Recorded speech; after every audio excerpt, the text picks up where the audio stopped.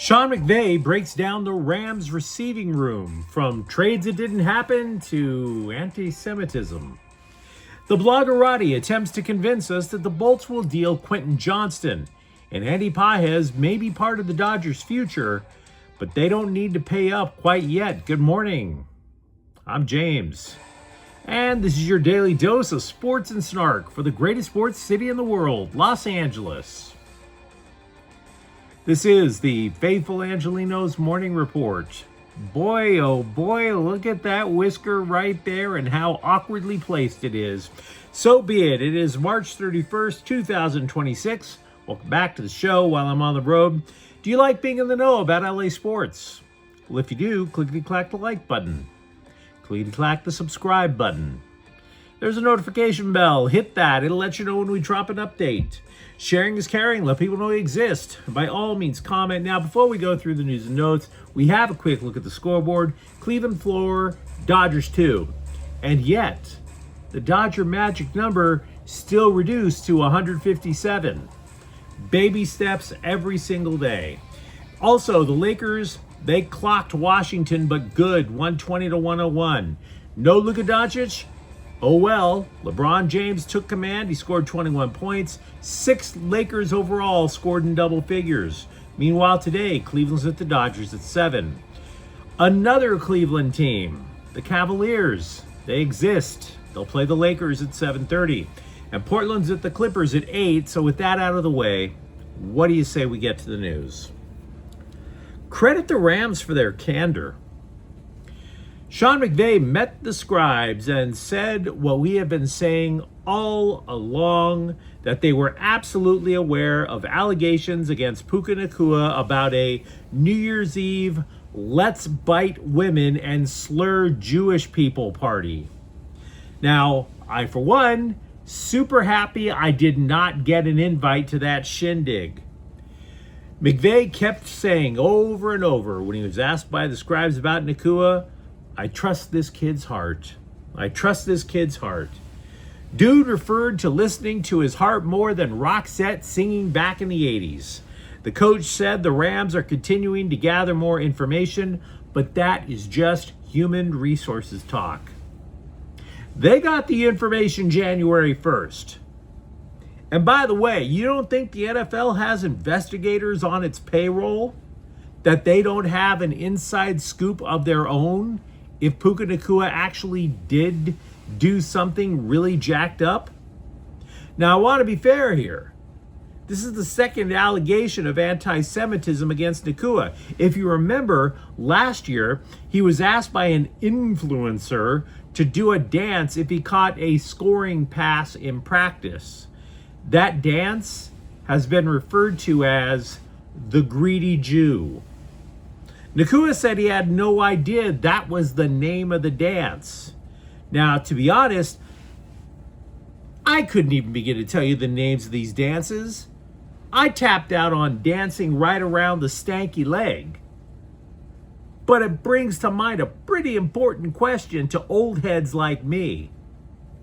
How the hell did we go from the Running Man to the Cabbage Patch, the Tootsie Roll, the stanky leg, and the greedy Jew? How the hell did that timeline process? Huh? Look, the bottom line remains. If Nacua did something obviously racist, he would have been benched for the playoffs. What McVay is saying is that unless something new pops up, something that NFL investigators didn't find out on their own, if that doesn't happen, these allegations are going to fade away. McVay said, quote, man, you guys know I trust this kid's heart. Love him. Put your arm around him. Want to continue to help him grow and really get all the appropriate facts before I kind of rush to judgment on that particular situation, unquote. Now, the LA Daily News reported that these incidents will be taken into account when Nacua and the Rams talk contract extension. At which point, Les Snead might invent a dance of his own called the Greedy GM. And yet, That wasn't the story that most of the scribes wanted to talk about first. And that makes me think that the press believes that these allegations are also unfounded too. Surprising articles broke in the last couple of months about the Rams supposedly considering trading away Davante Adams.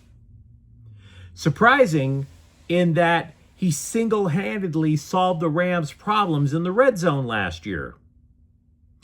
14 touchdowns last year. Dude was a one-man Rosetta Stone. He was a definite solution to a problem.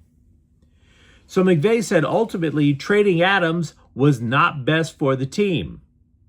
Much in the same way that spilling broken glass over your groin is not the best thing either. It may have been that the Rams were considering moving Adams as part of a bigger get, say acquiring A.J. Brown from Philly. McVay said the reportage was accurate in that, quote, "We have discussions all the time. We really talked about some different avenues of onboarding other players and how it might affect Davante," unquote. McVay added that he made sure Adams was kept in the loop every step of the way because he knew there would be inaccurate reporting coming out. Said McVay, quote, "He's a grown man, and I think he understood that this is part of this business. But I think what he also understood is at the end of the day, you're a Ram, because this is what's best, and I'm excited to move forward with him," unquote. Now, side note, if you're still wondering about the idea of A.J. Brown being traded to Los Angeles, the best time to deal for him now is going to be June, because that's when salary cap hits get adjusted. The Eagles reportedly want a first-round pick and another pick in the top 100 overall. Meanwhile, Jimmy Garoppolo's return is not a sure thing either. Kirk Cousins has oddly entered the chat. When they say backup quarterbacks can make generational wealth simply by carrying a clipboard, this is the guy they're talking about. Cousins spent 5 years in Washington when McVay was an assistant coach there. In McVay's final season in Washington, Cousins threw for almost 5,000 yards with 25 touchdowns and 12 interceptions. Now, back then, out in L.A., the Rams were cutting a severance check for Jeff Fisher, who, for a head coach, had an outstanding mustache. And they looked at McVay and said, you know, if this 30-year-old can make that stiff over there look like Dan Marino, what can he do for Jared Goff? So, yeah, lots of Rams news to discuss. Let me know what you think in the comments thread. Here is something I would very much like to nip in the bud because the bloggerati is really working their butts off trying to raise click engagement with it. There is nothing, less than nothing, to a rumor about the Chargers trading Quentin Johnston to the Jets.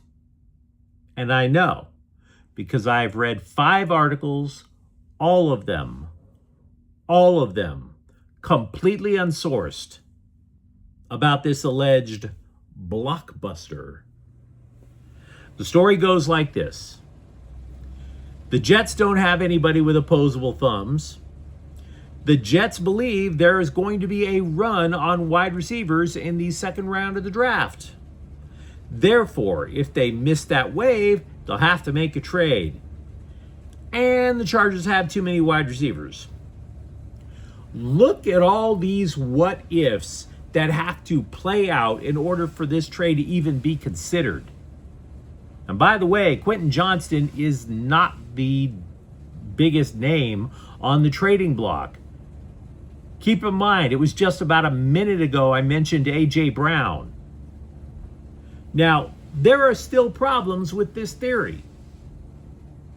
The Jets, for example, have 2 second-round picks. You want to say they go for the best player available at the number 2 overall selection in the first round? I'll totally hear that. But you still have 2 second-round picks. They even have the first pick in the second round. If they really believe that there's going to be a run on wideouts in the second round, the Jets have 2 bites at the apple. So, no, Quentin Johnston, I'm super duper skeptical that there's anything, particularly for something that was absolutely positively unsourced. Despite a 2025 postseason that would make Cesar Izturis look like Giancarlo Stanton, despite opening this season hitting less than 200, the Dodgers are sky high on the long-term prospects for Andy Pages. Dave Roberts lauded Pages for working on his fitness, much like Fergie did back when the Black Eyed Peas were a thing. And he also said Pages has this great new approach at the plate. The Athletic reported the Dodgers have not started talking contract extension yet, though. Nor should they. Here's why. Pages is under team control through 2030. That's a bit of a distance. We have no idea who's going to be president in 2030. So Pages, by the way, will be 30 years old when he is eligible for free agency. There is absolutely no rush for LA to lock Pages up now. In a bit of good news for the Dodgers, Charlie Steiner has returned to the Dodger broadcast booth. Now, normally I don't like talking about announcer this, announcer that. Everybody hates announcers. I get it. I hate myself. That's enough. But Steiner called the first 3 innings on radio at the season opener. And it's nice because he's been battling health issues for the last few years, including multiple myeloma, cancer, guys, and a back injury that made it difficult to walk. Now, his workload for this season is totally unknown. It's obviously going to depend on how he's feeling. And for people like me, when we think of Charlie Steiner, we think back to ESPN. Consider this. Dude's been with the Dodgers for 22 years. Honestly, absolutely doesn't seem that long at all.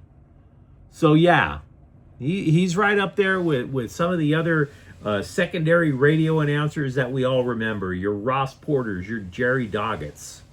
He's got that kind of cred now with LA. But you let me know what you think in the comments thread. Talk to me about what you think is going on with the Rams, whether it be backup quarterback or Puka Nacua. And for that matter, do you believe for one moment that the Chargers are going to trade away Quentin Johnston? And if you enjoyed this update, don't forget to subscribe to Faithful Angelenos. We're talking LA sports every single day. Thank you for watching. I'm James, and we'll be back tomorrow. Faithful Angelenos is a Kian Corte El Queso production. Take care.